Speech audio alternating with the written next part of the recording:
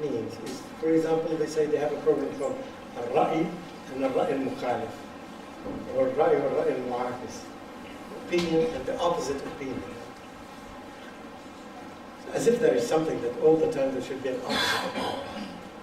Even the impression that you get from the title, right, it gives you this, prepares you for this. And what happens usually, is that they bring a weak person who represents the truth, and an eloquent person who represents the falsehood. And when the argument takes place, this guy wins.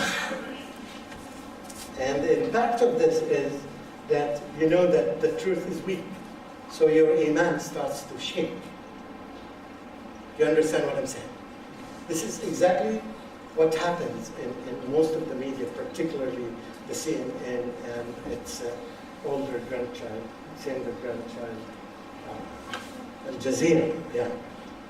And after that, and perhaps this was some sort of preparation of what happened in the Middle East. People didn't feel that, but the people who planned for this, yes, they had this, they expected this to happen. They were planning for it because they graduated people.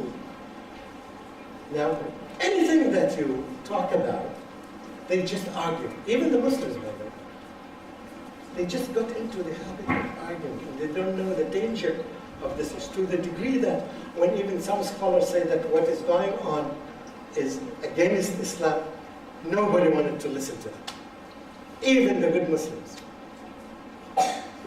Because this is how they had been brought up in this short time, in the last 10 years, in the last 15 years. That they reach the level that they are willing to accept the falsehood without knowing them. They no longer ask, what does Islam say about this matter? No. They become very emotional, very enthusiastic.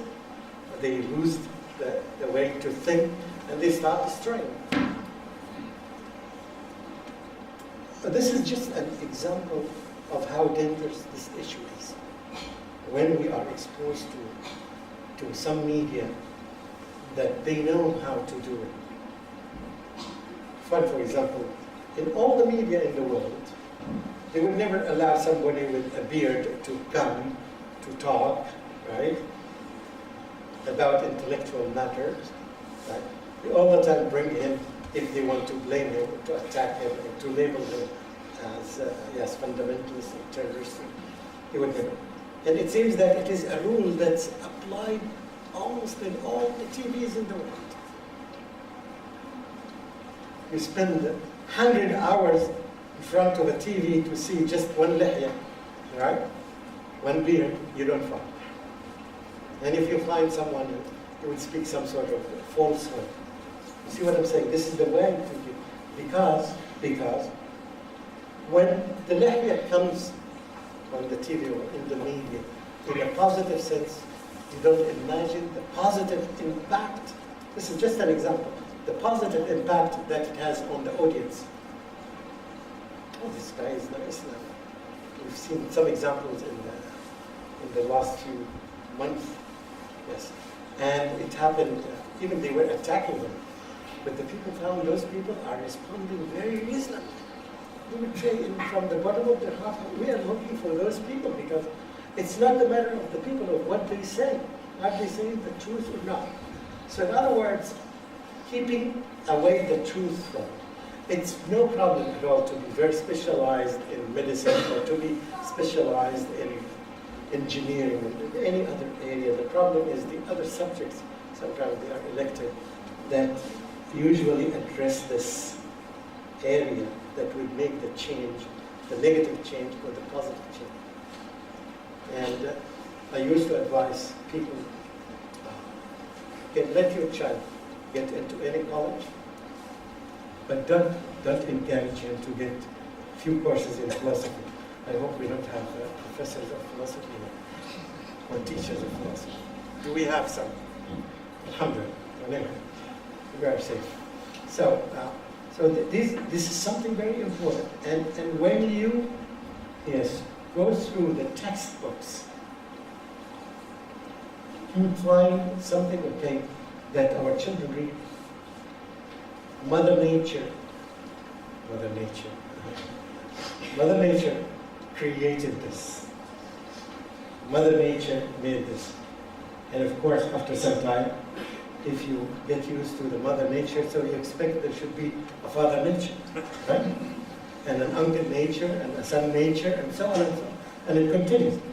And the child is brought up to these things to the degree that, right, it exists in his brain that the Creator is called Mother Nature or Father Nature. And the reality is this Mother Nature is created by Allah. But they make it a creator.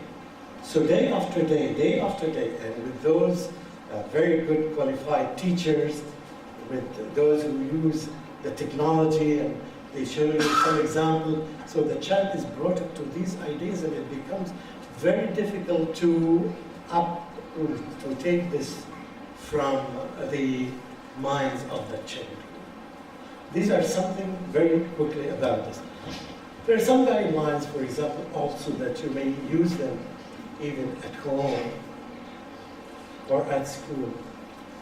Some statements that have been said by some scholars, and some have been said by some of the companions. Ali ibn Abi Talib radiallahu anhu, he gave us some guidelines about raising your children. He said the first 7 years is for playing, for having fun with your kids. It tells you that you don't need to be serious enough with your kids. You have to think, to do this job, you have to think like a child. Reality. Yes, in order to be effective. And because if you try to discipline them at this age, you may break them. It becomes difficult. Sometimes you are very eager to discipline them at this age. You think that it's something good. And by the way, there are many research supports this. With every time you tell your child no, right?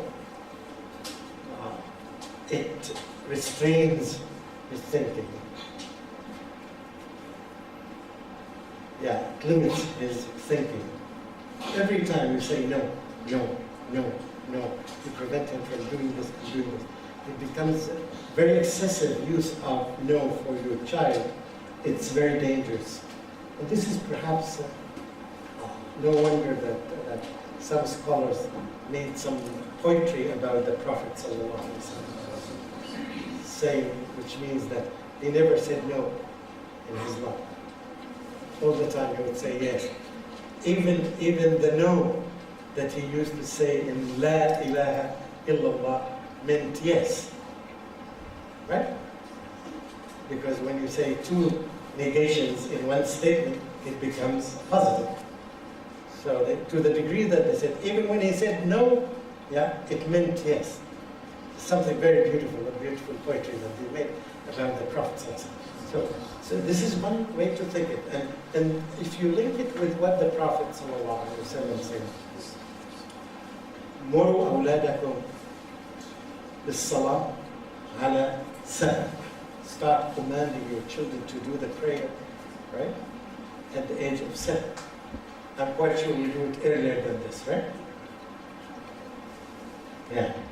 First of all, if we do it earlier than this, right? We are not following the Sunnah of the Prophet. So we are violating the Sunnah of the Prophet. It's as serious as this. You think you are worried, I'm worried that okay, if he grows, right? I'm asking him to do this because he doesn't live in an Islamic society, or you try to find excuses. The Prophet Muhammad ﷺ knows all these excuses, right? Because when we say that the Prophet ﷺ knows what he said is revelation from Allah. So the commanding of Islam, leave your child alone. If he wants to pray, let him pray earlier than this. If he wants to go with you to the mosque, let him do that. But don't try to force him. Don't try to command him. Okay. Then after that, you do what? He said, as the Prophet ﷺ, وَضْرِبُوهُمْ عَلَيْهَا لِعَشْرٍ. Then when they reach 10, right, it becomes a serious matter. Yeah. You can even reach the level of hitting them. Yeah. Hitting them doesn't mean breaking the bones, by the way, yes, as some people may think, or hurting them, or yeah, leaving a scar on them. So, but anyway, you see, and this is a coaching or training period, 3 years training. And when you see in our world nowadays, you see most of the people who don't pray, who did not begin in the right time. Most of the people who have problems with prayer, who don't pray regularly, is because of that. They didn't get adequate training in the right time, in the right period. So this is a very serious matter. Okay. So now we start disciplining them when they reach right age of 10. And then the Prophet ﷺ said that وَفَرِّقُوا بَيْنَهُمْ فِي الْمَضَاجِعِ. Separate between them in the beds. Don't let them sleep with each other. These are golden rules. Just these rules can save the whole humanity from destruction. If humanity follows this. Alhamdulillah, at least part of the humanity, we Muslims, alhamdulillah, do this, and we need to keep doing this. We need to spread this. We need to talk to other people about it. You may be more eloquent than me or than other people. You need to participate, explain it. You give examples from science, you give examples, whatever people would listen to and be affected by it, so you can use it as a tool of argument. So now let's go back to what Ali ibn Abi Talib said. He said the first 7 years, yes, just deal with them as kids, play with them, let them play, let them enjoy life. Allah subhanahu wa ta'ala created them. We were like them, we wanted to play, we wanted, but don't worry. And by the way, even to the degree that, yes, you find that most of us have some kids in kindergarten. Who amongst us have some children in the kindergarten? At least there are some brave people here, alhamdulillah, they're busy there. Yes. Because the trend is to send people to kindergarten. And people think that, yes, sending your child earlier to school, to kindergarten, it would have positive results. There's some research that negates this.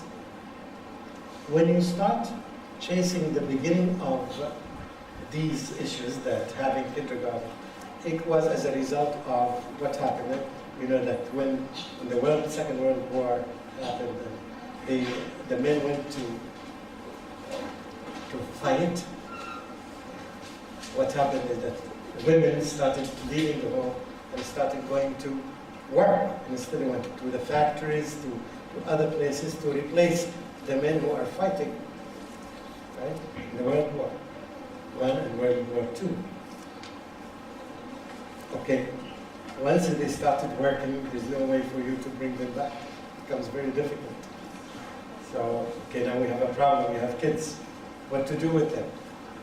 Okay, let's think of an idea. Okay, why shouldn't we think of kindergarten?